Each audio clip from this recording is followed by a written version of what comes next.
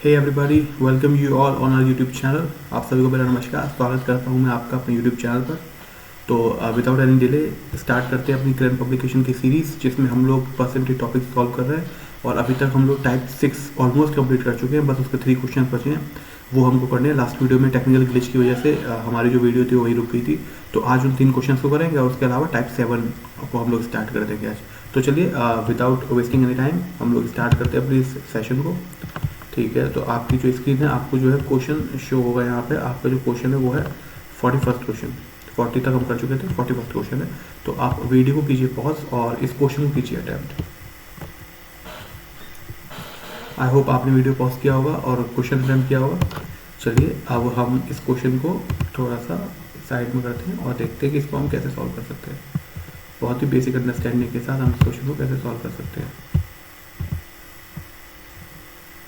चलिए क्या बोल रहे हैं हमसे इस क्वेश्चन में? हमसे बोल रहे हैं कि अमन्स एनुअल इनकम, यानी अमन जो है उसकी जो सालाना इनकम है वो कितनी है, वो जो है बढ़ जाती है 20 लाख रुपए। वो होगी कुछ तो वो बढ़ जाती है 20 लाख रुपए। तो क्या मानता हूँ मैं? मानता हूँ इनिशियल, और ये होगी आपकी फाइनल। ठीक है ना? तो मैंने माना इनिशियल मान लीजिए उसकी जो इनकम है वो x लाख रुपए है। ठीक है, अब क्या होगी? वो x प्लस 20 लाख रुपए हो गई। ठीक बात है, फाइनल में 20 बढ़ जाती है ना। तो पहले मैंने माना था x है, अब हो गई x plus 20। But the tax on the income that he has to pay has reduced from 20% to 16%। और वो जो टैक्स पे करता था, मान लीजिए कि यहाँ पर पहली वाली केस में वो कितना परसेंट टैक्स पे करता था? 20%। ठीक है, 20 और परसेंट मतलब 1/100। और अब बाद वाले केस में कितना पे कर रहा है? वो केवल पे कर रहा है 16%, 16 और परसेंट का 100। फिर उन्होंने क्या बोला? अब वो ये कह रहा है ये कितना हो गया? ये हो गया आपका जो इनकम टैक्स पे कर रहा है, ये तो हो गया आपकी इनकम। और ये हो गया कितना परसेंट इनकम पे, कितना परसेंट टैक्स रेट है। इन दोनों को मल्टीप्लाई कर दे तो आपके पास आता है इनकम और टैक्स। उसी तरीके से ये क्या हुआ? ये हुआ आपका इनकम और ये हुआ आपका टैक्स। और इन्होंने बोला कि ये दोनों क्या है? सेम अमाउंट है अर्लियर ही नाउ पेस, बराबर अमाउंट पे करता है। इसका मतलब ये दोनों चीज़ें आपस में बराबर है। यहाँ तक बात ठीक है। तो हमने क्या किया? हमने यहाँ पे इसको सॉल्व किया। 100 से 100 कैंसिल हुआ, 4 5 जा 20 और 4 4 जा 16। ठीक है, तो ये आपके पास आ गया 5x और ये आ गया पास 4x प्लस 80। ठीक है ना? तो आपका जो आंसर हो जाएगा x की वैल्यू होगी 80 लाख रुपीज़। ठीक है, तो इसका मतलब हमारी जो इनिशियल इनकम थी, वो कितनी थी? वो इनिशियल तो हमारी x थी और x की वैल्यू 80 है, तो इनिशियल होगी हमारी 80 लाख। और हमारी जो फाइनल है वो कितनी हो गई थी? वो हो गई थी x प्लस 20, यानी जो x है हमारी 80 लाख, उसमें 80 लाख और जोड़ दो तो वो होगी पूरी हमारी 100 लाख रुपीज़। ठीक है, तो होगी हमारी 100 लाख रुपीज़। इन्होंने क्या पूछा हमसे? What is the new total income? New total income यानी बाद वाली टोटल इनकम क्या होगी? उसमें क्या था? हमें 80 में 20 जोड़ रहे थे तो 100 लाख, ये हो जाएगा हमारा आंसर। ठीक है, तो ऑप्शन हमारा आंसर हो गया। ब्रीफ करते हैं एक बार। हमने क्या बोला? इन्होंने बोला था कि जो अमन है उसकी जो सालाना इनकम है, जो सालाना तनख्वाह है, सालाना वेतन है, वो है उसकी जो है बढ़ जाती है 20 लाख रुपए से। तो हमने कहा मान लीजिए कि इनिशियली उसकी थी x और अब बढ़कर कितनी होगी? x plus 20। यहाँ तक बात समझ में आ गई। But the tax on income that he has to pay has reduce from 20% to 60%। लेकिन वो जो पहले टैक्स पे करता था वो 20% था और अब कितना पे करता है? अब वो 16% टैक्स पे करता है। तो अगर हमको निकालना हो कि इनकम टैक्स कितना हो गया, तो क्या करेंगे? आप जो इनकम है उसको इनकम टैक्स का जो रेट है उससे मल्टीप्लाई कर देंगे। आप जो इनकम है उसको इनकम टैक्स का जो रेट है उससे मल्टीप्लाई कर देंगे, आपका इनकम टैक्स आ जाएगा। उसके बाद इन्होंने क्या कहा है? उसके बाद कहा इन्होंने he now pays the same amount of tax earlier, यानी अब वो उतना ही टैक्स पे करता है जितना वो पहले करता था, यानी दोनों क्वांटिटी आपस में बराबर है। कैलकुलेट किया हमने, एक्स की वैल्यू निकाल दी 80 लाख रुपए, और जो 80 एक्स क्या है? एक्स जो इनिशियल सैलरी है तो वो हो गई हमारी इनिशियल सैलरी 80 लाख, और बाद वाली जो सैलरी है उसमें क्या है? 80 लाख में 20 लाख और जोड़ेंगे तो 100 लाख रुपए हो जाएगा। तो 100 लाख क्या हो गया? 100 लाख जो होगी वो हमारी फाइनल सैलरी हो गई। ठीक है, तो आई होप आपको क्लियर हो गया होगा, इसमें किसी तरीके कोई डाउट नहीं है। नेक्स्ट क्वेश्चन देखते हैं। जस्ट अ सेकंड, ये रहा आपका नेक्स्ट क्वेश्चन। आप वीडियो को कीजिए पॉज और इस क्वेश्चन को कीजिए अटेम्प्ट। आई होप आपने वीडियो को पॉज किया होगा और इस क्वेश्चन को अटेम्प्ट किया होगा। चलिए अब हम क्या करते हैं? अब हम इस क्वेश्चन को सॉल्व करते हैं। ठीक है, तो देखिए इस क्वेश्चन में है क्या? इसको ये जो है मैंने थोड़ा सा पहले ही बना लिया था, जिससे कि हमारा टाइम थोड़ा सा सेव हो जाए। 2 केसेस के लिए इनकम और मैं इसको एक्सप्लेन करूंगा आपको। The monthly salary of a person पास 50,000 रुपये, यानी जो मासिक आय है किसी व्यक्ति की वो कितनी है? वो है 50,000 रुपये। तो इनकम में लिख देता हूँ पहले केस में 50,000 रुपये। ठीक है, यहाँ तो कोई दिक्कत नहीं है। फिर क्या बोलते हैं? He used to spend on 3 heads personal, three head मतलब वो तीन चीज़ों पर, थ्री हेड्स का मतलब तीन चीज़ों पर वो पैसे खर्च करता है। क्या क्या है वो तीन चीज़ें? एक तो है उसका व्यक्तिगत और परिवार का खर्चा, जिसको बोला इन्होंने ई। फिर क्या है? फिर है उसका टैक्सेस, टैक्सेस मतलब जो वो इनकम टैक्स पे करता है, वो हो गया आपका टी से डिनोट हो गया। और ये आपका फिलेंथ्रोफी, फिलेंथ्रोफी का मतलब होता है जो सामाजिक कल्याण के काम होते हैं उनमें, तो वो मान लीजिए पी जो है वो पी हो गया आपका फिलेंथ्रोफी वाला। अच्छा, तो इन्होंने क्या बोला उसमें, और बाकी का जो पैसा है वो क्या करता है, इन सब के बाद जो पैसा बचता है वो सेव करता है, वो उसकी सेविंग्स होती है। ठीक है। फ्री क्या बोलते हैं? फ्री बोलते हैं कि ई वाज 50% ऑफ हिज इनकम। जो ई है ना आपका, जो पहला वाला खर्चा है वो कितना है? वो 50% है उसकी इनकम के। 50%, 50% का मतलब होता है 1/2। तो 50,000 का 1/2 करेंगे तो कितना आएगा? वो आएगा आपके पास 25,000। यहाँ में किसी भी तरीके का डाउट नहीं, बात आपको समझ में आई होगी। ठीक है। अच्छा, अब क्या बोलते हैं उसके बाद? ये बोलते हैं टी वाज 20% ऑफ ई। ये जो टी है ये है 20% ऑफ ई। अब आप समझते हैं 20 और परसेंट, तो 20 मैंने लिखा ये, और परसेंट का मतलब होता है 1/100 ऑफ ई। और ई कितना है हमारा? ई है हमारा 25,000। अगर आपको समझ में आ गई होगी तो 25 जा 100 हो जाएगा, और 5 जा 25 और ये 3 0। तो इसका मतलब जो टी है उसकी वैल्यू कितनी आ गई? उसकी वैल्यू आ गई 5000। यहाँ तक किसी तरह की कोई समस्या नहीं होगी किसी को। फिर क्या हुआ? फिर ये बोलते हैं कि जो पी है वो कितना है? पी है 15% ऑफ टी। तो ये जो पी है ये टी का 15% है। 15% का मतलब क्या होता है? 15% होगा तो 15 में यहाँ लिखूंगा, और प्रतिशत के लिए 100 यहाँ लिखूंगा, 1/100। ठीक है ना, ऑफ टी। तो टी कितना है? टी है आपका 5000। ये बात बिल्कुल ठीक है। तो आपने क्या किया? आपने इन दोनों जीरो से दोनों जीरो काटे, दोनों जीरो से दोनों जीरो काटे, आपका बचा 750 रुपीज़। ठीक है ना। तो आपने पी की जगह पे क्या लिखेंगे? पी की जगह पे आप लिखेंगे 750 रुपीज़। ये बात बिल्कुल ठीक है। अच्छा, तो अब आप इसको कैसे करेंगे? तो ये हो गया आपके सारे के सारे खर्चे। ये तो है आपकी इनकम, और ये है आपके खर्चे। ठीक बात है। तो टोटल कितना एक्सपेंस हो गया? जो टोटल अगर आप इसका एक्सपेंस निकालेंगे तो 25,000, 5,000, 30,000 हो गए, और ये हो गए 750, 30,750 रुपये। तो ये है आपकी जो टोटल एक्सपेंडिचर है। ठीक बात है। अब आपको निकालनी है सेविंग्स। तो सेविंग क्या होती है? सेविंग होती है इनकम माइनस एक्सपेंडिचर। सेविंग क्या होती है? Income minus expenditure. तो ये होगी आपकी सेविंग्स। तो ये कितनी हो जाएंगी आपकी? ये हो जाएंगी आपकी 50,000, और ये आपकी हो जाएंगी 30,750। तो यहाँ पे आपको किसी भी तरीके की दिक्कत नहीं होगी। तो ये आपके पास क्या आ जाएगी? आपके पास ये आ जाएगी 19,250। एक बार और देख लीजिए कैलकुलेशन करके, अगर आपको लग रहा हो कि कहीं गलत ना हो जाए तो आप साइड में भी इसको कैलकुलेट करके देख लीजिए।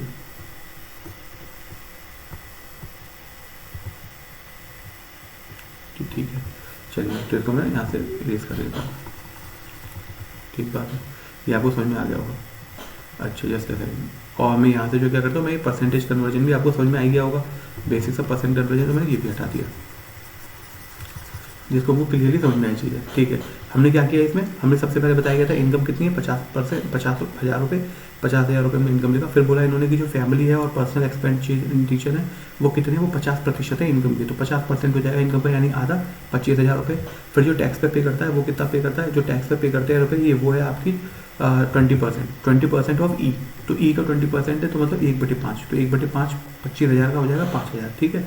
फिर जो आपके पास बचता है वो है 15%, मतलब जो आपका फिलेंथ्रोफी है, यानी जो सामाजिक कल्याण के जो कार्य होते हैं उसमें क्या करते हैं? 15% खर्च करते हैं टी का, और टी का 15% 750 रुपये। तो टोटल जो कुल खर्चा है वो कितना हो गया? वो हो गया 30,750 रुपये। तो रुपये बचे कितने? इनकम में से खर्चे को घटा देंगे तो रुपये बचे हुए आ जाएंगे 19,250। तो हमारे पास जो खर्चा है इनकम है S1 मान लीजिए, जो पहली सेविंग है हमारी, वो हो जाएगी 19,250 रुपये। ठीक है। अब है आपका सेकंड केस। सेकंड केस में क्या बोलते हैं? सेकंड केस में कहते हैं कि इनकी जो इनकम है ना वो 40% बढ़ गई। ठीक है, 40% बढ़ गई का मतलब आप समझिए, जैसे 40% का मतलब होता है 1/100। ठीक बात है। तो 0 से 0 कटा 25। ठीक है, तो 2/5, और बढ़ गई तो मतलब प्लस साइन आएगा। अगर पहले 5 थी तो अब कितनी होगी? 7 होगी, तो 2 बढ़ गई। ठीक है, लेकिन पहले कितनी है? पहले है 50,000। तो इसलिए आप 10,000 से मल्टीप्लाई करेंगे, और फिर दूसरी आपकी कितनी है? दूसरी हो जाएगी, उसमें आपको 10,000 से मल्टीप्लाई करना पड़ेगा। तो आपकी अब हो जाएगी 70,000। ज्योति पहले कितनी? वो ज्योति पहले 50,000। ठीक है ना, क्योंकि आपके 5 के ऊपर 2 बढ़े हैं ना, तो 7 हो जाएगी वैल्यू, और 5 कितना इनिशियल, तो 50,000, और ये हो गया 70,000। तो आपकी जो बाद वाले केस में जो सैलरी है वो कितनी हो जाएगी? इनकम वो बढ़ गई आपकी, वो कितनी बढ़ी थी? अभी कितने परसेंट उन्होंने बताया था? कितने परसेंट बढ़ गई? 40% बढ़ गई। तो 40% बढ़ेगी तो कितनी हो जाएगी? 40% बढ़ेगी तो वही 70,000 हो गई हमारी, हो गई ये सैलरी इनकम 70,000 रुपये। ठीक बात है। अच्छा, अभी जो एक्सपेंडिचर है फैमिली का वो कितना है? वो अभी भी 50% ही है। तो यानी जो परिवार में और अपने ऊपर एक्सपेंडिचर करेंगे वो कितना हो जाएगा? 70,000 का 50%, यानी 35,000 रुपये। इस बात पे किसी चीज़ का कोई कन्फ्यूज़न नहीं है। उसके बाद जो बचता है वो क्या है, उसके बाद जो बचेगा तुम्हारा maintain the percentage level of E. हाँ, तो he maintain the percentage level of E का मतलब 50% उन्होंने खर्च किया है। लेकिन टी क्या होता है 30% ऑफ ई और पी होता है 20% ऑफ टी। तो क्या होता है जो आपका जो टी बिकेम 30%, तो जो टी है वो 30% है और जो पी है वो 20% है। तो इसको लिख देते हैं पहले यहाँ पे 30%, ये हो गया आपका 20%। ठीक बात है। तो यानी जो 35,000 यानी जो ई है उसका 30% हो जाएगा पी। ठीक है, तो 30% 30 और परसेंट का मतलब 1/100 ऑफ ई, तो वो कितना है 35,000। ठीक है ना, 35,000। तो ये 2 जीरो से 2 जीरो कर देंगे, 2 जीरो से 2 जीरो कर देंगे, तो 0 और 0 105। ठीक है, तो ये हो जाएगा 105 और 00। तो ये हो गया आपके पास। ये आपके पास क्या आ गया, ये आपके पास जो आपका टैक्सेस है। एक second, level of E maintain the percentage level of E but it became 30% of E. हाँ, तो यहाँ पे टी आएगा सबसे पहले, सॉरी यहाँ पे ना टी आएगा। पहले टैक्सेस वाली बात हो रही है ना, तो पहले टैक्सेस आएंगे और फिर उसके बाद आपका फिलेंथ्रोपी आएगा। तो मैंने क्या लिखा यहाँ पे मैंने लिखा टैक्सेस और ये मैंने लिखा फिलेंथ्रोपी। ये बात ठीक है यहाँ पे। अच्छा, फिर क्या बोला इन्होंने, अब इसका भी 20%। तो 20% का मतलब क्या होता है 20/100 इंटू 10500। ठीक है ना, तो ये 1/5 हो गया और ये हो गया आपके पास 5 2 10 और 100। तो यहाँ पर 2100 रुपये आ गया। तो जो टोटल खर्चा है वो क्या है 35,000 रुपये और 10,500 रुपये, यानी कितना हो गया 45,500 रुपीज़। 45,500 रुपीज़ में आप क्या करें, आप 2,000 रुपये और जोड़ें। 45,500 में 2,000 जोड़ेंगे तो आपके पास क्या आ जाएगा 47,500, और 47,500 में 100 रुपये और जोड़ेंगे तो 47,600 रुपीज़ आ जाएगा आपके पास। ये बात यहाँ से ठीक है। अब आपको क्या निकालना है, आपको निकालनी है सेविंग्स। तो आप क्या कीजिए, आप 70,000 में घटा दीजिए इसको 47,600 को 004, ये आपका 2 और ये आपका हो जाएगा 2। ठीक है ना, तो आपकी सेविंग्स क्या होगी, आपकी जो सेविंग्स हो गई वो हो गई 22,400 रुपये। ठीक बात है। तो ये आपकी क्या, ये आपकी S2 यानी ये आपकी फाइनल जो सेविंग्स होती है सेकंड केस में, तो ये वो हो जाएगी। अब इन्होंने क्या बोला है, अब इन्होंने ये बोला है कि कितना परसेंट सेविंग्स बढ़ गई।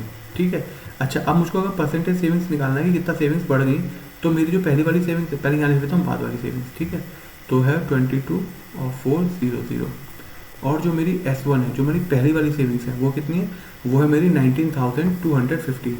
वो हो जाएगी मेरी 19,250। ठीक है ना।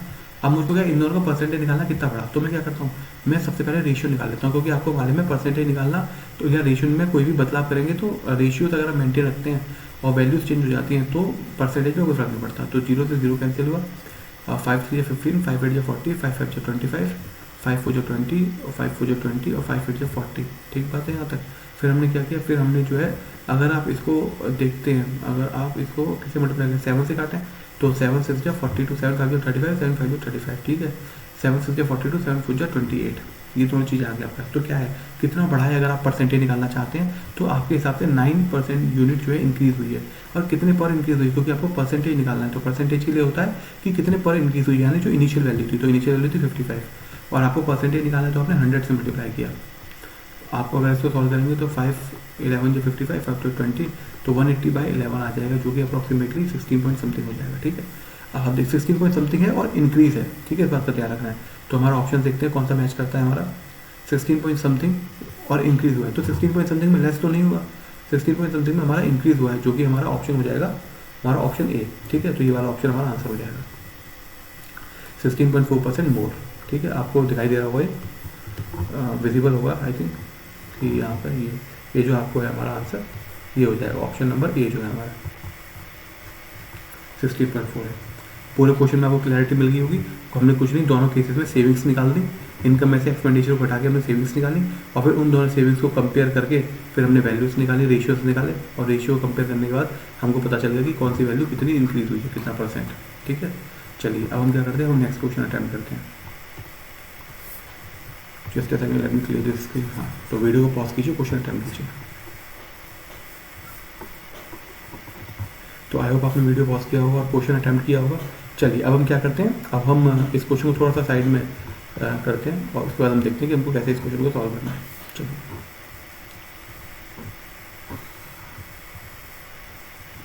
Okay 43 question. A man spends 2/3 of his income, 2/3 अपनी इनकम को वो खर्च कर देता है। तो यानी अब आप देखिए कैसे देखेंगे, income is equal to expenditure plus savings, ये है आपकी टोटल इनकम। ये क्या कह रहा है, ये 2/3 इनकम को खर्च कर देता है। तो 3 उसकी सैलरी है, ठीक है, 3 उनकी इनकम है। तो मैं क्या बोलता हूँ, मैं ये बोलता हूँ कि कैलकुलेशन सिंपल करने के लिए हम ये मान लेते हैं कि उसकी सैलरी कितनी है, उसकी सैलरी है 300। तो मैंने मान लिया उसकी सैलरी है 300, ठीक है ना।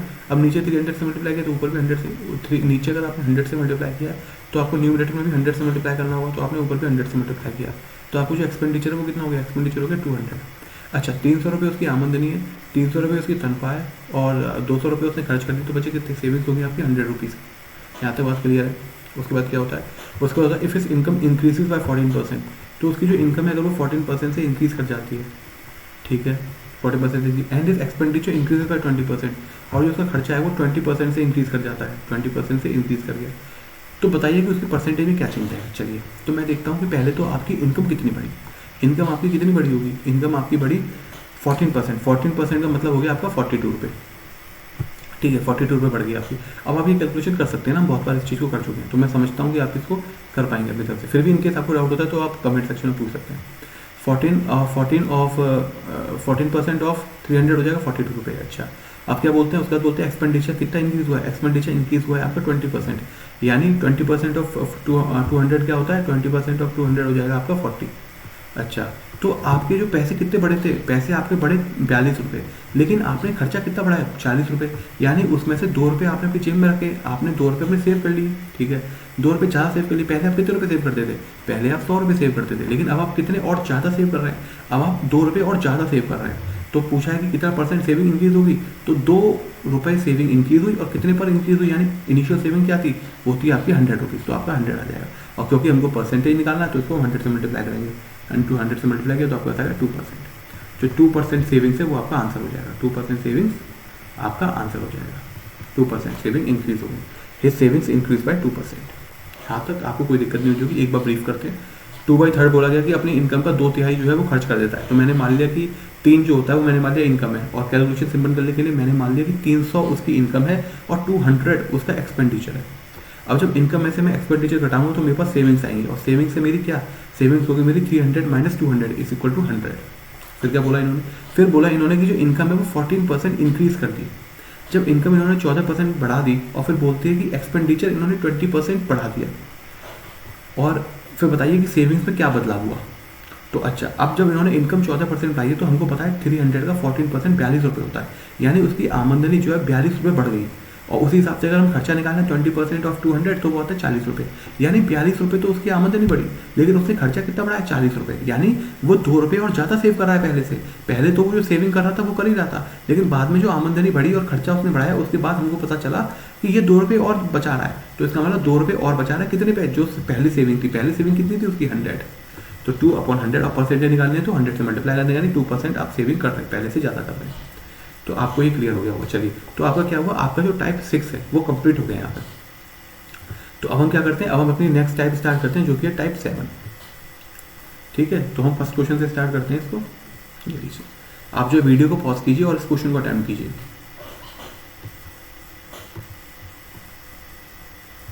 आई होप आपने वीडियो पॉज किया होगा और इस क्वेश्चन को अटेम्प्ट किया होगा। चलिए, अब हम क्या करते हैं, इस क्वेश्चन को सॉल्व करके देखते हैं कि एक्चुअली इस क्वेश्चन में हमसे क्या एक्सपेक्ट कर रहे हैं। चलिए,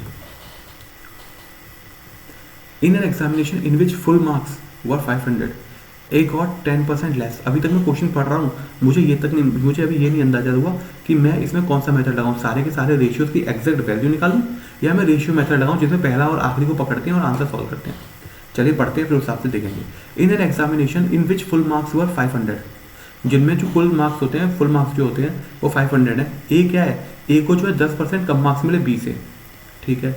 बी को क्या हुआ, बी को जो है 25% ज़्यादा मार्क्स मिले सी से, और सी को जो है क्या हुआ 20% कम मार्क्स मिले डी से। तो हम ये बात पहले भी डिस्कस कर चुके हैं, आपने तो वीडियोस देखी हैं कि जो क्रमशः चलती हैं चीज़ें, ए और बी का आया, फिर बी और सी का आया, फिर सी और डी का आया, तो इसमें हमारा रेशियो मेथड लगता है। तो अभी तक ये बात थोड़ा थोड़ा मुझे अंदाजा लगने लगा कि रेशियो मेथड लगेगा कि नहीं लगेगा, लेकिन अभी भी मैं 100% श्योर नहीं हूँ। उसके लिए मुझे नेक्स्ट लाइन भी पढ़नी पड़ेगी। If A got 360 marks, what percent of full marks was obtained by D. यहाँ पर मैं एश्योर हो गया एकदम कि मुझे यहाँ पर रेशियो मेथड ही लगाना है। क्यों? क्योंकि यहाँ पर इसने ए की वैल्यू देके डी की वैल्यू पूछी है, यानी ये एक्सट्रीम, यानी जो बिल्कुल शुरुआत वाला ए और बिल्कुल आखिरी वाला डी, उन दोनों के बीच में वैल्यू का इंटरचेंज कर रहा है, उन दोनों वैल्यू के बीच में रिलेशन होता है और उनको वैल्यू कैलकुलेट करनी है। तो ऐसा तो एग्जैक्ट रेशियो मेथड में दिया जाता था, जिसमें कि बीच वाले जो नंबर होते थे वो सारे कैंसिल हो जाते थे और आखिरी में पहला और आखिरी वर्ड बचता था, जिसका हम रिलेशन से आंसर निकाल लेते थे जो हमको क्वेश्चन में दिया गया। तो यहाँ पे हम एश्योर हो गए कि हमारे पास कौन सा मेथड लगना है, रेशियो मेथड लगना है। तो चलिए हम लगाते हैं रेशियो मेथड। कैसे लगाएंगे? ए रेशियो बी क्या है? ए रेशियो बी, ए हमको बोला गया 10% कम है बी से, 10% कम है बी से, तो यानी अगर बी 100 है तो ए हो जाएगा 90, और अगर बी 10 है तो ए हो जाएगा 9, तो ए हो जाएगा 9 अगर बी 10 है। ये बात अब आपको ये सब चीज़ें ओरली करनी है थोड़ी, ठीक है, प्रैक्टिस करिए। 10% लेस है, चलिए बताता हूँ। 10% लेस है तो 10, और परसेंट का मतलब होता है 1/100, तो 0 से 0 कैंसिल हुआ, आपके पास आया 1/-1/10, ठीक है। तो अगर आपका बी बोला है ना, तो बी मतलब 10 बोला, इसका मतलब बी से कंपैरिजन हो रहा है आपका, तो बी अगर 10 है तो उससे एक कम ए हो जाएगा, तो एक कम मतलब 9 हो गया ए, ठीक बात है। फिर हमसे क्या बोला गया? फिर हमसे बोला गया बी रेशियो सी।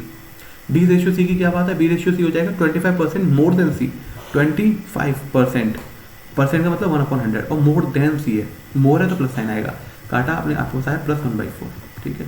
मोर देन सी, तो सी की वैल्यू होगी सी इज इक्वल टू 4, और इससे एक ज़्यादा है बी, तो यानी बी हो जाएगा 5, तो बी हो गया आपका 5 और सी हो गया आपका 4। ये बात बिल्कुल ठीक है।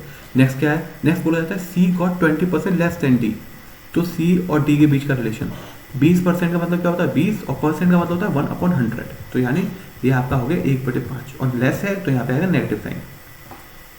ये बात आपको बिल्कुल क्लियर होगी, यहाँ पे नेगेटिव साइन आएगा यहाँ पे। चलिए अब क्या है उसके बाद होता है आपके पास कि less than, if A got, नहीं एक बार क्या आप दोबारा देखते हैं, सी और डी के बीच का रिलेशन है, सी गॉट 20% लेस देन डी, तो सी गॉट 20% लेस देन डी, तो डी की वैल्यू क्या है? डी की वैल्यू है 5, और इससे 20% कम है, यानी एक कम है 5 में, एक कम 4, तो सी की वैल्यू हो जाएगी 4 और डी की वैल्यू हो जाएगी 5। ये बात आपको बिल्कुल क्लियर होगी। अब ये जो रफ वर्क मैंने किया है, मैं इसको यहाँ से हटा देता हूँ, जिससे कि आपको पूरा का प्रोसेस क्लियरली समझ में आए। चलिए अब आपको क्या करना है? अब आपको ए और डी के बीच में रिलेशन निकालना है, और ए और डी के बीच में आप रिलेशन कैसे निकाल सकते हैं? ए और डी के बीच में आप रिलेशन निकाल सकते हैं इनका मल्टीप्लाई करके, और जैसे ही आप इनका मल्टीप्लाई करेंगे तो बी से बी कैंसिल होगा, सी से सी कैंसिल होगा, ठीक है ना। ए और डी आएंगे आपके, ए रेशियो डी आपका आएगा, ठीक है। इस 4 से ये 4 कैंसिल हो गया, 5 से ये 5 कैंसिल हो गया, आपके पास आ गया 9/10, ठीक है। अच्छा, अब ए अगर 9 है तो डी हमारा 10 है, लेकिन इन्होंने क्या बोला? ए कितना? ए है आपका 360, तो इन्होंने क्या बोला? इन्होंने बोला ए है आपका 360, तो ये आपका 360 कैसे आएगा? 360 आएगा 40 से मल्टीप्लाई करके, 40 से मल्टीप्लाई करके आएगा 360। तो आपने क्या किया? 40 से इधर भी मल्टीप्लाई किया, तो यहाँ पे क्या है? 400, यानी ए की वैल्यू 360 है, तो जो डी है उसकी वैल्यू 400 होगी, यानी हमारा आंसर हो जाएगा। अच्छा, इसके बाद इन्होंने पूछा है कितना परसेंट मार्क्स होंगे, what percent of full marks, ठीक है। तो हमको पता है कि फुल मार्क्स क्या है, किसी भी एग्जाम में फुल मार्क्स है 500, और हमारा जो डी है उसके मार्क्स कितने आए हैं? 400, तो 400 मार्क्स आए हैं, और टोटल मार्क्स कितने हैं? 500, और परसेंटेज निकालनी तो कितने मल्टीप्लाई करेंगे? 100 से, तो ये आ जाता है आपका 80%, ठीक बात है। तो आपका आंसर हो जाएगा, वो हो जाएगा आपका ऑप्शन बी। आई होप आपको समझ में आया होगा। क्विकली ब्रीफ करते हैं इसको। हमसे क्या बोला गया था? हमको पता नहीं था कि रेशियो मेथड लगेगा कि हमको एक्जैक्ट एक एक की वैल्यू निकालनी पड़ेगी, तो हमने क्वेश्चन पढ़ा। क्वेश्चन में क्या बोला गया था हमसे? A got 10% less than B, B got 25% more than C, C got 20% less than C. तो मुझे ये दिखाई दिया कि इन्होंने सीक्वेंस से A B B C C D इन सब की बात की है, तो मुझे यहाँ पे कुछ आइडिया लगा कि हाँ यहाँ पर रेशियो मेथड लग सकता है। फिर क्या हुआ?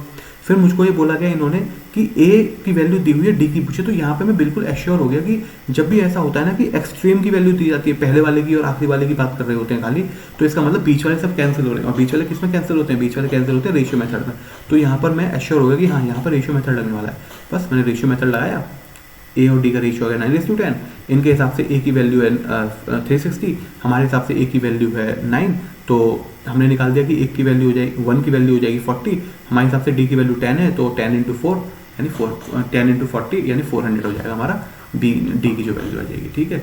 और परसेंटेज निकालनी है तो नंबर मार्क्स जो होते हैं हमारे अपॉन टोटल इंटू 100, तो हमारा 80% आ गया। आई होप बिल्कुल क्लियर हो गया होगा क्वेश्चन, कोई डाउट नहीं इसमें। चलिए आप वीडियो को कीजिए पॉज और इस क्वेश्चन को अटेम्प्ट कीजिए।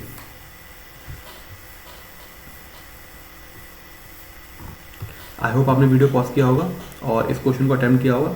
चलिए हम इस क्वेश्चन को सॉल्व करते हैं। ध्यान से पढ़ेंगे कि क्वेश्चन में क्या बोल रहा है, हमको एक्चुअली निकालना क्या है। आप सबसे पहले तो एक बात समझिए, यहाँ पे किस किस चीज़ की बात हो रही है, बॉयज़, नंबर ऑफ बॉयज़ और नंबर ऑफ गर्ल्स की बात हो रही है, और साथ में हो रही है कि वो कितने परसेंट पास है और कितने परसेंट पास है दोनों, ठीक है। तो अब हमको क्या होता है ना इसमें, जैसे अगर मैं इसको एक अर्थमेटिक उसमें लिखूँ, कैसे निकालेंगे इसको निकाला जाता है कि एन नंबर ऑफ बॉयज़ है, एन बी हो गए नंबर ऑफ बॉयज़, मल्टीप्लाई करेंगे जो परसेंटेज ऑफ बॉयज़ है जो पास हुए हैं, तो परसेंटेज ऑफ बॉयज़ जो पास हुए मैंने मान लिया बी है, ठीक बात है, प्लस अब जो नंबर ऑफ गर्ल्स है वो मैंने एन जी लिखा, इनटू नंबर ऑफ गर्ल्स जो पास हुई है वो मैंने जी से डिनोट किया, अपॉन यहाँ पे क्या आएगा, यहाँ पे टोटल नंबर ऑफ गर्ल्स आएंगे और टोटल नंबर ऑफ बॉयज़ आएंगे, तो N B upon N G, और यहाँ पे क्या आ जाएगा, यहाँ पे आपका आ जाएगा परसेंटेज ऑफ कैंडिडेट जो पास हुए या फेल हुए, जो भी मतलब परसेंटेज निकालनी है हमको।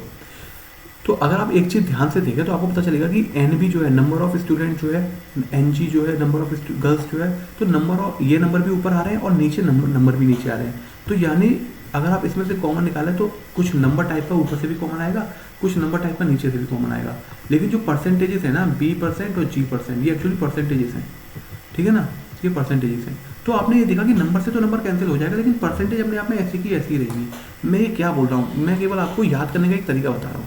जब भी आपको इस तरीके के क्वेश्चन दिया जाए तो आपको हमेशा जो संख्याएं हैं ना उनको रेशियो में कन्वर्ट कर लेना है, और जो परसेंटेजेस है उनको ऐसे ही छोड़ देना है, जिससे कि आपकी कैलकुलेशन आसान हो जाए। अच्छा, अब आपको समझ में नहीं आया हो शायद इनकेस, तो मैं आपको समझाता हूँ कि मैं कहना क्या चाहता हूँ।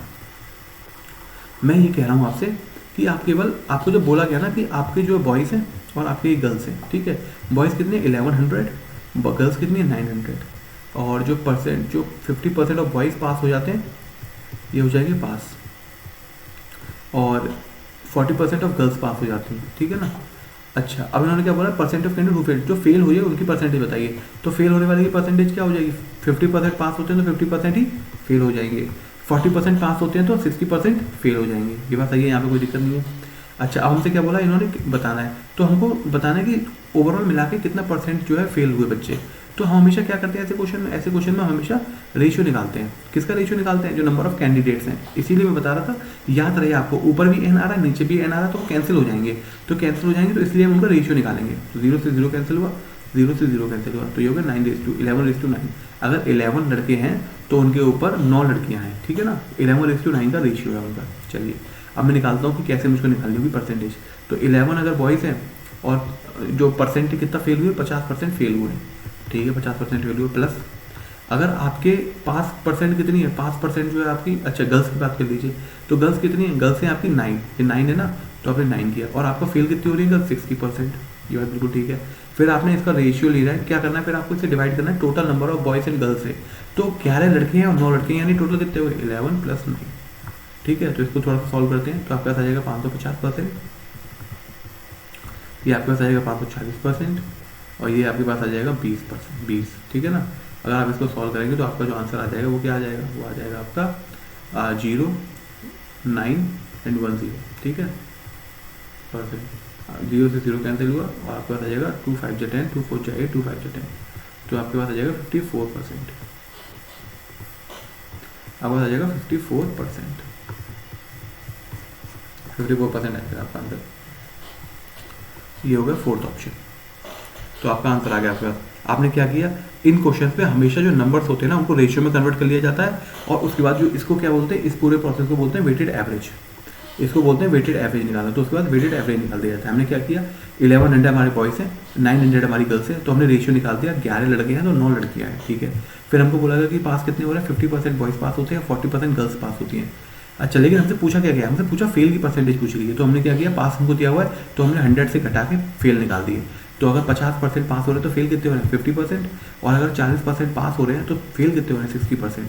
अच्छा, फिर हमने क्या किया, फेल की वो निकाले, तो वेटेड एवरेज निकाला, 11 लड़के हैं 50% पास होते हैं, प्लस 9 लड़के हैं 60% नहीं 50% फेल होते हैं, प्लस 9 लड़कियाँ हैं 60% फेल होती हैं, upon total number of boys and girls से डिवाइड किया, तो हमारे पास आंसर आ गया 54.5। तो हमारा ऑप्शन डी हो गया आंसर, ठीक है। तो इसमें किसी तरह कोई डाउट नहीं है। अच्छा, चलिए अगले क्वेश्चन की तरफ पढ़ते हैं। वीडियो को पॉज कीजिए, अटेम्प्ट कीजिए।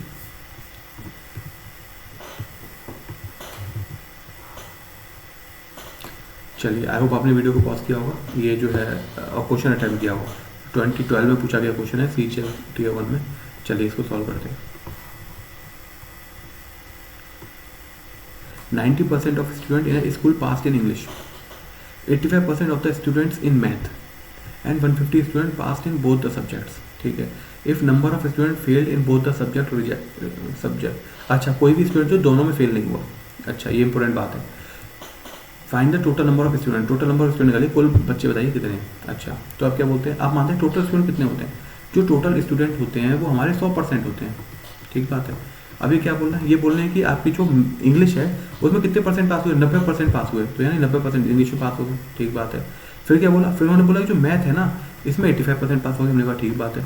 अच्छा, फिर हमने कहा यार ये तो मैं बच्चे तो 100% बच्चे हैं, और इनको अगर आप दोनों को जोड़ोगे तो हम 75% आ गए। तो इसमें हुआ क्या है लोचा, कि कुछ बच्चे जो है इंग्लिश में भी पास है और मैथ में भी पास है। जब आप ये बोलते हैं ना 90% स्टूडेंट पास इन इंग्लिश, तो इसमें कुछ बच्चे ऐसे भी हैं जो मैथ में ही पास हैं। और जब आप बोलते हैं कि 85% पास इन मैथ, तो इसमें कुछ बच्चे ऐसे हैं जो इंग्लिश में भी पास हैं। यानी दो बार काउंट हो जा रहे हैं। तो यानी 100% के अलावा जो एक्स्ट्रा नंबर आ रहा है, यानी 100 से घटाएंगे इनको, तो जो 75 बच्चे हैं, 75% बच्चे ऐसे हैं जो दोनों में पास हो रहे हैं, दोनों में पास हो जा रहे हैं। तभी तो हमारी संख्या 100 से ऊपर निकल गई। 100 से जितनी ऊपर निकली उतनी बार दो बार ऐड हुए, क्योंकि ऐसा तो इनमें कोई भी नहीं है जो दोनों में फेल हो रहा हो। बच्चों में हमेशा यही हो रहा है कि इंग्लिश में भी पास हो रहा होगा, मैथ में भी पास हो रहा होगा, दोनों में पास हो रहा होगा या फिर, ठीक है ना। तो इस हिसाब से क्या हुआ, हमारे पास दो बार चीज़ें आ गई, दो बार वो आ गई। तो हमने क्या किया, हमने 100 में से घटाया उसको, दो बार जो ऐड किया उनको हटाया, 75 आ गए हमारे पास। तो 75 वो हैं बच्चे जो दोनों में पास हो रहे हैं, 75%। और हमको क्या बोला गया, वो बच्चे कितने हैं, वो हमको बोला गया वो 150 है। यानी जो एक की वैल्यू है वो कितनी है, 1% की वैल्यू 2 के बराबर है। इसको 100% निकालना होगा तो हम कैसे निकालेंगे, 100 से मल्टीप्लाई कर देंगे, तो हमारे पास 100% की वैल्यू हो जाएगी। यानी कुल मिला के बच्चे कितने हो जाएंगे, 200। आपको समझ आ जाएगा, तो हमारा आंसर हो जाएगा ऑप्शन 3। ठीक है। इस क्वेश्चन बिल्कुल भी कोई कंफ्यूज होने की जरूरत नहीं है। हमारे पास जो कुल मिला के जो बच्चे होते हैं वो 100% होते हैं। ठीक है। अब ये क्या बोल रहे हैं, अब बोल रहे हैं कि इंग्लिश में 90% बच्चे पास हो गए, है ना, 90% बच्चे पास हो गए। तो इसमें क्या होगा, इसमें कुछ बच्चे तो ऐसे होंगे जो इंग्लिश में ही पास होंगे खाली। ठीक है। और ऐसा तो कोई भी बच्चा नहीं है जो दोनों में फेल हुआ है, तो इसका मतलब दोनों के फेल वाली कंडीशन में ले नहीं सकते। तो इसमें कैसे बच्चे होंगे, इसमें दो ही तरीके के बच्चे होंगे। इसमें वो बच्चे होंगे जो केवल इंग्लिश में ही पास हुए हैं, और इसमें वो बच्चे होंगे जो इंग्लिश और मैथ दोनों में पास हुए हैं। ठीक है ना, दोनों तरीके के बच्चे इंक्लूड होंगे। सेम यहाँ पे होगा, मैथ में क्या होगा, मैथ में केवल वो बच्चे इंक्लूड होंगे जो केवल मैथ में पास हुए हैं, और मैथ में वो बच्चे भी इंक्लूड होंगे जो मैथ और इंग्लिश दोनों में पास हुए हैं। तो ये दोनों पास वाले ना दोनों जगह पर आ गए। समझ गया बात को, दोनों पास वाले दो जगह काउंट हो गए, इसीलिए ये 100 से ऊपर निकल गए। तो जब आप इसको 100 में से घटा देंगे ना, तो आपके पास एक्चुअली में वो बच्चे आ जाएंगे जो दोनों में पास हैं। और हमारे हिसाब से दोनों में पास कितने, 75%। क्वेश्चन में दिया हुआ है दोनों में पास कितने, 150। दोनों को बराबर करा, हमारे पास आंसर आ गया कि 1% की वैल्यू है हमारी 2, तो 100% की वैल्यू हो जाएगी 200। बहुत ही सिंपल तरीके से आपने सॉल्व कर लिया। ऑप्शन सी हमारा आंसर हो गया। चलिए नेक्स्ट क्वेश्चन देखते हैं। चलिए इस क्वेश्चन को आप जो वीडियो पॉज कीजिए, अटेम्प्ट कीजिए।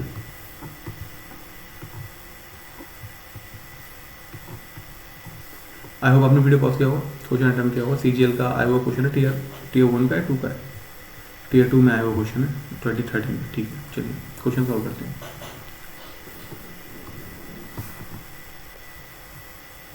चलिए अब हमसे क्या पूछा इस क्वेश्चन में, 3 set of 40, 50 and 60 student appeared for an examination and the pass percentage was 100, 90 and 80 respectively, the pass percentage of the whole set। ठीक है, मैंने क्या बोला था हमेशा कि जो भी आपके स्टूडेंट्स वाला जो रेशियो होता है ना, नंबर ऑफ स्टूडेंट वाला रेशियो, नंबर वाली जो संख्याएं दी होती है उनको हमेशा रेशियोज में लिया जाता है। तो मैंने क्या किया, 40, 50 और 60। ठीक है ना, ये नंबर है, 40 बच्चे, 50 बच्चे और 60 बच्चे। मैंने इनका रेशियो निकाला, तो रेशियो क्या आएगा, इनका रेशियो आएगा, इनका नेक्स्ट में निकालते हैं, वो होगा आपका 4:5:6। ठीक है। फिर क्या बोला इन्होंने, अब उनको वेटेड एवरेज निकालना है। ठीक है, तो पहला वाला जो बच्चा है, 4 बच्चे हैं और उनकी परसेंटेज कितनी है, 5%, 100, तो 4 × 100 प्लस दूसरा वाला बच्चा है, 5 बच्चे हैं और उसकी पासिंग परसेंट कितनी है, 90। दूसरा जो वो कितना है, वो 6 बच्चे हैं और उनकी पासिंग परसेंट कितनी है, 80। ये बात ठीक है। एवरेज निकालना है तो टोटल नंबर ऑफ स्टूडेंट्स से डिवाइड करना होगा, वो कितना हो जाएगा, 4 + 5 + 6 यानी 15। ये बात बिल्कुल ठीक है। हमको परसेंटेज निकाल दिए, तो परसेंटेज के लिए आप 100 से मल्टीप्लाई भी करते हैं, ये बिल्कुल ठीक है। अब हमने इसको आगे किया, तो 400 + 450 यानी 850, 850 हो गया, 850, फिर साथ में हमारे पास 480 और इसको आप डिवाइड करेंगे 15 से, और ये आपका हो गया 100। बिल्कुल ठीक है। तो 0, 13 और 13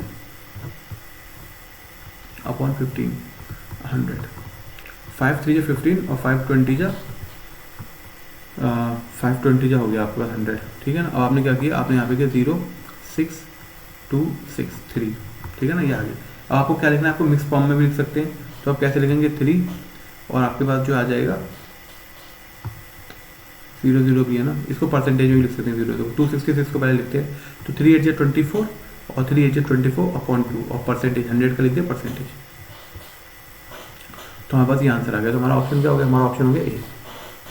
ठीक बात है, हमारा यहाँ ऑप्शन हो जाएगा, वो हो जाएगा हमारा ऑप्शन है। तो हमने क्या किया, हमने कुछ नहीं, जो हमको नंबर ऑफ स्टूडेंट बोले हुए थे ना, नंबर ऑफ स्टूडेंट जो बोले हुए थे वो हमने लिखे, फिर उनका रेशियो निकाला, क्योंकि हम पहले ही देख चुके हैं कि जो भी नंबर्स में दी जाएगी वैल्यू उनका हमेशा रेशियो निकाला जाएगा।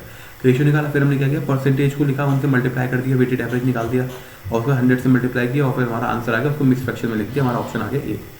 ठीक है, तो यहाँ तक आपको बिल्कुल क्लियर हो गया। नेक्स्ट क्वेश्चन देखते हैं। क्वेश्चन अटेम्प्ट कीजिए आप ये वीडियो पॉज करके।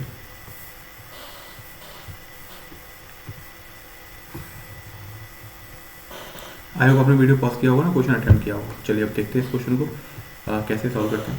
इन एन एग्जामिनेशन ए को 25% marks more than B, B को 10% marks less than C and C को 25% मार्क्स मोर देन। तो ए और बी का रिलेशन है, फिर बी और सी का रिलेशन है, सी और डी का रिलेशन है। यहाँ तक काफ़ी हद तक श्योर हो गया मुझे कि यहाँ पे रेशियो मेथड लगाना है। आगे देखते हैं। इफ डी को 320 मार्क्स आउट ऑफ 500, तो डी के मार्क्स बता के ए के मार्क्स पूछे हैं इन्होंने, तो यानी हम श्योर हो गए कि हमको यहाँ पे रेशियो मेथड ही लगाना है। चलिए अब निकालते हैं इसको, ए रेशियो बी की वैल्यू निकालते हैं पहले। तो जो ए को कितना मिला है 25% ज़्यादा मार्क्स है बी से। 25% का मतलब होता है 1/4, यानी अगर 4 है बी के तो 5 1 ज़्यादा यानी 5 हो जाएगा ए का, तो आपका हो जाएगा 5:4 रेशियो। ऐसे ही निकालना है आपको, ठीक है ना। B got 10% less than C, तो B got 10% less than C. तो अगर जो सी है कितना है 100% है, तो बी उससे 10% कम यानी 90% हो जाएगा। अगर 90 और 100 हो जाएगा तो यानी 9 और 10 हो जाएगा। तो बी की वैल्यू 9 है, अगर सी की वैल्यू 10 है, तो ये बिल्कुल ठीक है। फिर क्या होता है, सी गॉट 25% मोर देन डी, तो सी गॉट 25%, सी को जो है 1/4 ज़्यादा है, तो अगर जो डी है वो 4 है तो सी उससे 1 ज़्यादा हो जाएगा यानी 5 हो जाएगा, तो 5:4। ये बात आपकी ठीक है, इन दोनों को आपने बराबर किया। अच्छा अब आप देख सकते हैं इसको आप बराबर किया, ऐसे करके वो करते हैं, इसको सॉल्व करेंगे। बी से बी कैंसिल हुआ, सी से सी कैंसिल हुआ, ए रेशियो डी की वैल्यू आपको निकालनी है। अच्छा आप क्या करते हैं यहाँ पे, अगर आप इन दोनों को देखेंगे 5:2, सी गॉट 25% मोर देन डी, ये सही बात की है, और ए को 25% मोर, ये भी ठीक है। चलिए अब इसको क्या किया हमने, 5 2 10 हो गया, तो आपके पास आ गया 45 और ये आपके पास आ जाएगा 32। कोई प्रॉब्लम नहीं है इसमें। अब हमसे क्या बोलते हैं, अब हमसे बोलते हैं if D got 320 marks out of 500, हमें कोई फ़र्क नहीं पड़ता 500 से आउट हो किससे भी आउट हो, जब तक बेस सेम है इसका। तो हम क्या करेंगे, हमको केवल ये मालूम है कि हमारे हिसाब से नंबर जो है 32 है, और जो डी है उसके हिसाब से नंबर कितने 320, यानी 10 गुना है। 10 गुना का मतलब है, तो अगर हमारे हिसाब से 45 है तो एक्चुअली में कितने होंगे, इसका 10 गुना यानी 450। तो हमारा जो आंसर हो जाएगा वो आंसर हो जाएगा हमारा ऑप्शन बी। बिल्कुल क्लियर। कैसे पता चला हमको रेशियो मेथड लगाना है, हमने जैसे ही पढ़ा हमको एक सीक्वेंस समझ में आया कि ए और बी का कंपैरिजन, बी और सी का कंपैरिजन, सी और डी का कंपैरिजन। थोड़ा सा श्योर हुआ, हल्का सा डाउट था, वो कैसे क्लियर हुआ, वो जैसे ही हमको पता चला यहाँ पे कि डी और ए के बीच में रिलेशन पूछ रहा है हमसे, हमको यहाँ पर समझ में आ गया कि डी और बी के बीच में रिलेशन है, डी और ए के बीच में रिलेशन है, यानी बीच के सारी वैल्यू कैंसिल होने वाली है, तो यहाँ पर रहेगा सीधा रेशियो मेथड। हमने आंसर निकाला और हमारा आंसर आया ऑप्शन बी। चलिए अब हम करते हैं नेक्स्ट क्वेश्चन। वीडियो को पॉज कीजिए और इस क्वेश्चन को अटेम्प्ट कीजिए। Just a second.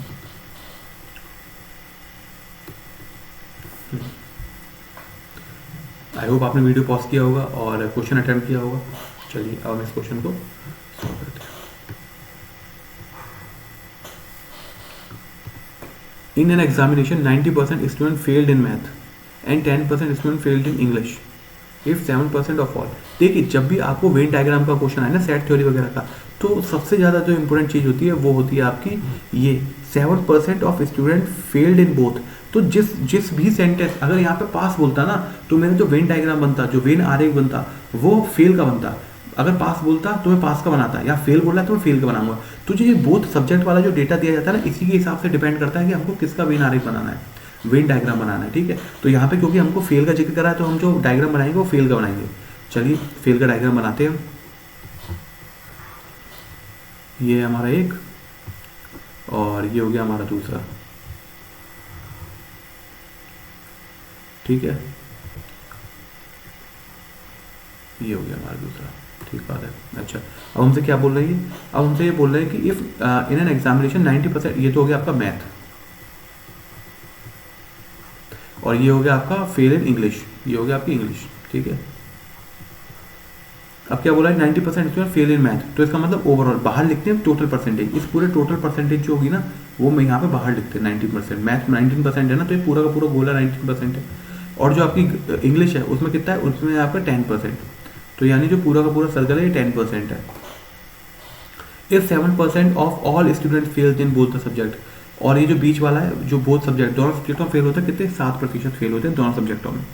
बिल्कुल ठीक है। अच्छा अब आप एक बात ध्यान रखिए, जब मैं ये बोलता हूँ कि 19% फेल हो रहे हैं मैथ में, तो इसका मतलब ये पूरी चीज़ आ गई है ना, ये वाला रीजन भी आएगा पूरा। और जब भी मैं बोलता हूँ कि इंग्लिश में फेल हो रहे हैं 10%, तो मैं इसको ऐसे करके करता हूँ, ये पूरा का पूरा रीजन आएगा इंग्लिश वाला, ठीक है ना। तो हुआ क्या कि ये जो बीच वाला जो पोर्शन है ना, ये वाला जो पोर्शन है, ये 2 बार काउंट हो गया, 2 बार काउंट हो गया, तो इसको हम एक बार घटाते हैं। तो अगर मैं निकालूंगी टोटल नंबर ऑफ स्टूडेंट कितने फेल हुए, तो वो कैसे निकालेंगे, वो आप निकालेंगे 19% मैथ में फेल हुए प्लस 10% इंग्लिश में फेल हुए, घटाएंगे जो 2 बार जोड़ेगा, यानी जो बीच में 7% बच्चे हैं उनको हम घटाएंगे।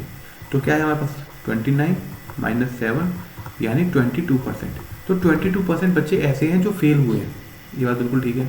मैथ में कोई पास हुआ हो तो इंग्लिश में फेल हुआ है, कोई इंग्लिश में पास हुआ है तो मैथ में फेल हुआ है, ठीक है ना, यहाँ पे दोनों में फेल हुए। अच्छा दोनों फेल हुए हैं यहाँ पर। तो अच्छा अब ये क्या बोल रहा है हमसे, the number of student who passed in both the subject. तो ये वाले बच्चे कौन से हैं, ये वाले बच्चे वो हैं जो किसी ना किसी एक सब्जेक्ट में फेल हुए हैं, ठीक है, जो किसी ना किसी एक सब्जेक्ट में फेल हुए हैं या दोनों में फेल हुए हैं। तो वो वाले बच्चे कहाँ हैं जो दोनों में पास हुए हैं, क्योंकि इसमें क्या है, इसमें आपके 3 तरीके के बच्चे हैं, इसमें आपके 3 तरीके के बच्चे हैं, जो मैथ में फेल हुए, जो आपके इंग्लिश में या फिर मैथ में फेल हुए हैं, या वो इंग्लिश में फेल हुए हैं, या फिर वो आपके मैथ और इंग्लिश दोनों में ही फेल हुए। समझ गया बात को। तो पास वाले बच्चे कहाँ पर हैं, मैथ में जो खाली पास होंगे मैथ में, वो तो यहाँ आ गए इंग्लिश में फेल होने वाले बच्चे। उसके अलावा जो मैथ में पास हुए होंगे वो भी यहाँ आए होंगे, जो इंग्लिश में फेल हुए होंगे, और मैथ में जो फेल हुए और इंग्लिश में पास हुए वो भी यहाँ आए होंगे। तो इसका मतलब जो भी एक सब्जेक्ट में फेल हुआ होगा वो तो यहाँ पे इंक्लूड हो गया, लेकिन जो दोनों सब्जेक्ट में पास होंगे वो इंक्लूड नहीं हुए। तो वो कैसे निकालेंगे, वो आप 100 से घटाएंगे, 100 - 22 यानी 78%। 78% बच्चे ऐसे हैं जो आपके मैथ में, जो आपके दोनों सब्जेक्टों में पास हुए, 78%। एक और ब्रीफ करता हूँ आपको हल्का सा। देखिए ये जो 22% निकाला है ना मैंने, इस 22% में वो बच्चे हैं जो मैथ में फेल हुए हैं। ये हो सकता है मैथ में फेल हुआ है बच्चा, मैथ में फेल, लेकिन ये इंग्लिश में पास हो, तो इसका मतलब ये एक सब्जेक्ट में फेल है, यहाँ पे बात ठीक है। ये क्या, ये बच्चा वो है जो इंग्लिश में फेल है, क्या हो सकता है, ये मैथ में पास हो, यहाँ मतलब ये भी एक में फेल है। और ये वाले बच्चे कौन से हैं, ये इंग्लिश में दोनों में ही फेल है, ठीक बात है। तो यहाँ पे ये 3 कैटेगरी तो आ गई हमारे सामने। कौन से बच्चे हमारे पास, केवल एक ही कैटेगरी के बच्चे बचे जो हमारे दोनों में पास हो, क्योंकि जो मैथ में पास हैं वो तो इंग्लिश में आ गए, और जो इंग्लिश में पास हैं वो मैथ में आ गए, ठीक बात है।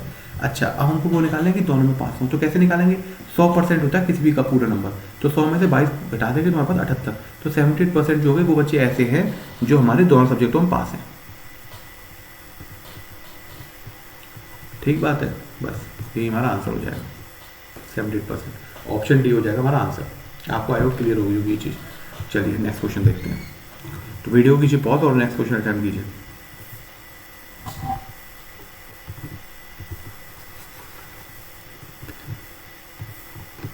आई होप आपने क्वेश्चन अटेम्प्ट किया होगा। चलिए अब हम इसको शॉर्ट में करते हैं।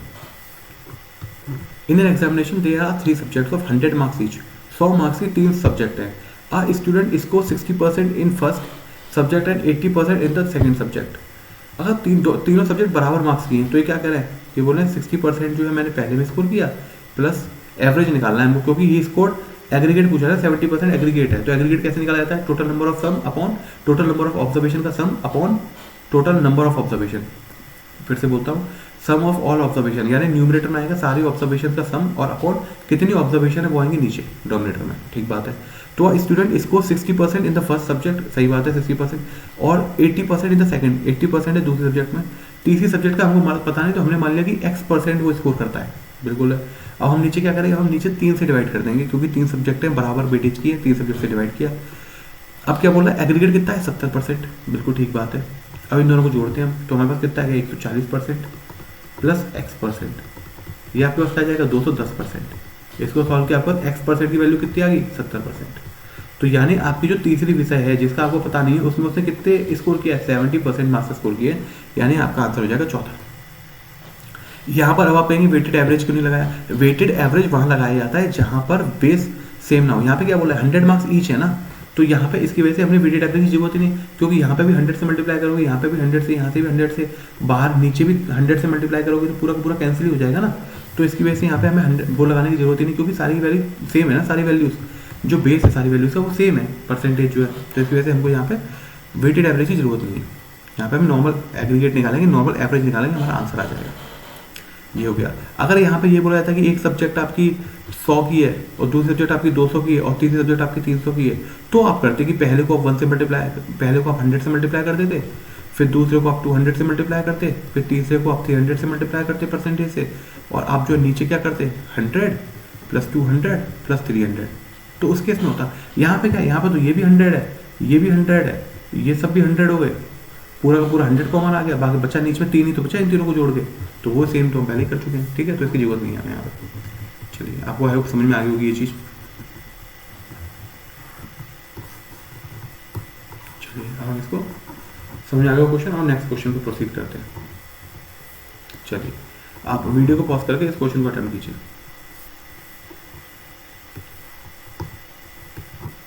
आई होप आपने वीडियो पॉज किया होगा और इस क्वेश्चन को अटेम्प्ट किया होगा। चलिए, अब इसको सॉल्व करते हैं। In an examination, 73% of candidates passed in quantitative aptitude, 70% passed in general awareness and 64% passed in both. चलिए, बनाते हैं इनका हम लोग डायग्राम।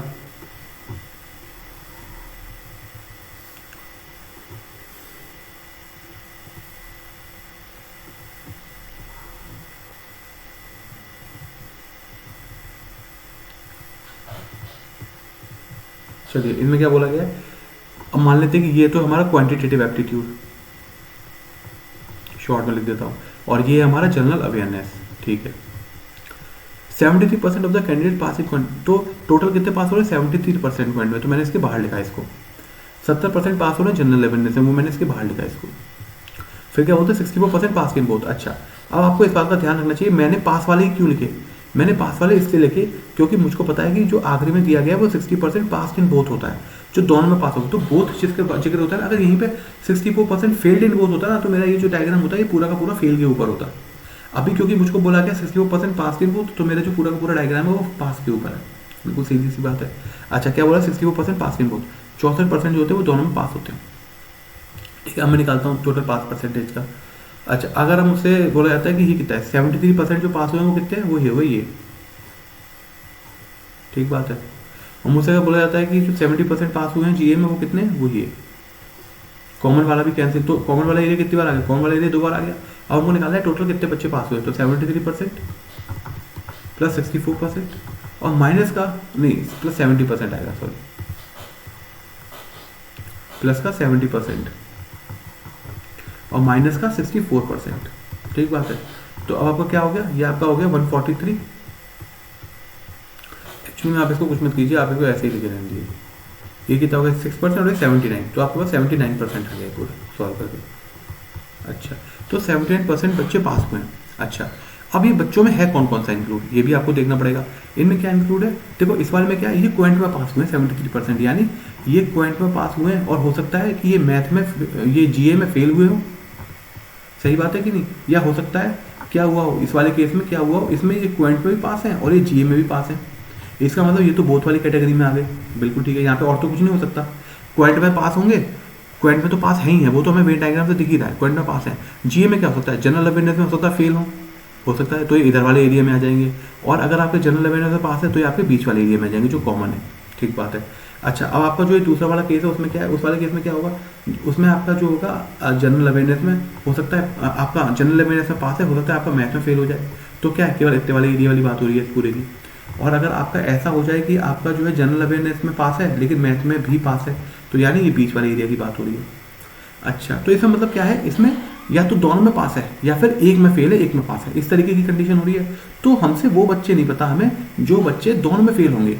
हमारे हिसाब से बच्चे तो 100% होते हैं ना, और इन सब का हिसाब कितना है 79%, यानी जो बच्चे बचे वो कौन है, जो बच्चे बचे वो हैं जो दोनों में फेल है, क्योंकि दोनों में फेल होने वाले बच्चे कहीं भी नहीं है।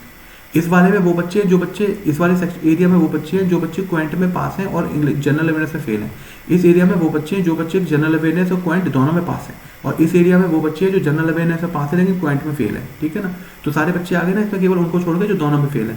तो अगर आपको निकालना है कि दोनों में कितने बच्चे फेल है, तो आप 100 माइनस 79% कीजिए, आपका जो आंसर है वो आएगा 21%। 21% बच्चे ऐसे हैं जो दोनों में फेल है, बिल्कुल ठीक है। और हमारे हिसाब से 21% दोनों में फेल है, इनके हिसाब से कितने, इनके हिसाब से 6300 फेल है दोनों में। तो क्या हुआ, बड़ा सिंपल है, 1% की वैल्यू होगी 300 और 100% की वैल्यू कितनी हो जाएगी, 100% की वैल्यू हो जाएगी आपके 30,000। तो हमारा आंसर हो जाएगा 30,000। तो कितना है ऑप्शन, कौन सा है हमारा ऑप्शन हो जाएगा हमारा third. Final total number of examinees कितने हैं, वो हमारे 30,000। चलिए, तो आई होप आपको ये क्वेश्चन क्लियर हो गया होगा बिल्कुल अच्छे तरीके से, इसमें किसी तरह कोई डाउट नहीं है। नेक्स्ट क्वेश्चन करते हैं। वीडियो पॉज कीजिए, क्वेश्चन अटेम्प्ट कीजिए।